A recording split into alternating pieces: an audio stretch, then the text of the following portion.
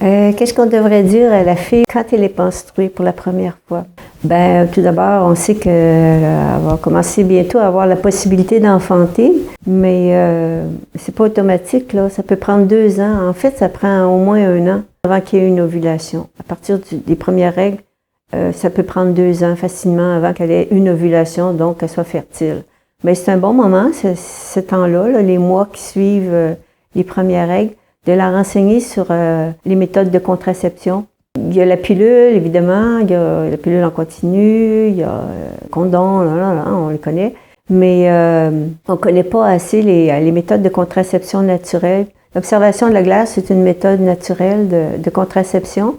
C'est sûr que ça peut prendre plusieurs mois, même peut-être 1 an ou 2, avant que la fille maîtrise bien, qu'elle connaisse assez bien son corps pour dire, ah oui, là, mon ovulation est aujourd'hui, puis bon, je suis fertile pendant 5 jours, puis là. En fait, ça serait bien qu'elle ait un calendrier lunaire. On lui offre un calendrier, puis elle peut noter la viscosité de sa glaire, tout ça, l'élasticité, la couleur, la texture, pour savoir le moment de son ovulation. Quand elle va avoir une ovulation, on va le savoir. 1 an et demi après sa première. Ah, maman, j'ai eu ma première ovulation. Wow.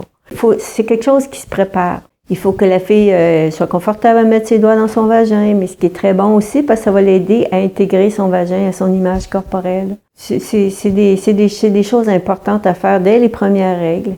Lui parler aussi, parce que la fille entend parler des douleurs menstruelles, peut-être qu'elle en a déjà à ses premières règles, puis le fameux SPM, là.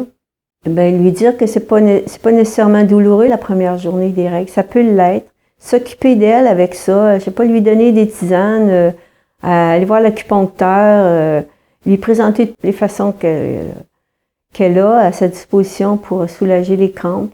Puis le SPM, lui montrer que c'est un faux concept, qu'en fait c'est une grande ouverture de l'inconscient, puis qu'on peut en profiter, puis c'est un bon moment pour prendre du temps pour soi, tout ça.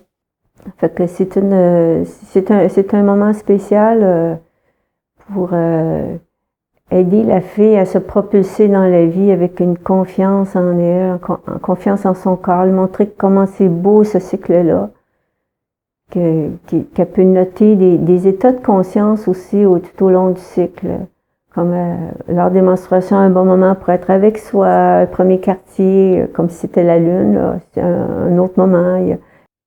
Un autre dossier important pour l'éducation des filles, c'est le choix des produits menstruels.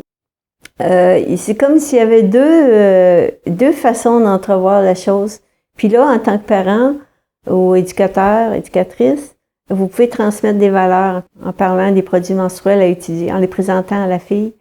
Quand on pense aux serviettes industrielles, aux tampons, tout de suite, il faut s'imaginer qu'on prend des fibres synthétiques qui passent dans une industrie, qui sont commercialisées par des commerciaux, c'est ça, à la télévision, dans les médias, Internet. On invite la fille à mettre ça sur son corps ou dans son corps. Et ensuite, quand ils vont être pleins de sang, on va les jeter, puis ça va faire un déchet. Ou l'autre façon de voir la chose, qui est d'absorber le sang avec un produit naturel qui peut être l'éponge, qui peut être du coton. Autrefois, il y avait nos grands-mères et arrière-grand-mères prenaient des guenilles.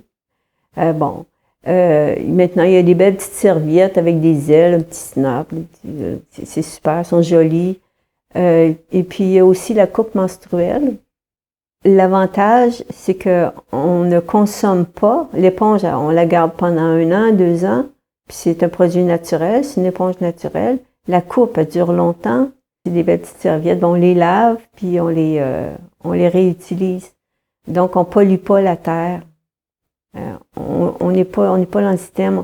Aussi, ces produits-là, qui sont l'éponge, la coupe et les serviettes de tissu, on les rince, on voit le sang, on a un contact visuel avec notre sang, tactile, tout ça. On peut diluer dans un peu d'eau et redonner notre sang à nos plantes d'intérieur ou dans notre jardin. On crée automatiquement une communion avec notre environnement de cette façon-là. C'est une portée symbolique qui va au-delà du simple geste.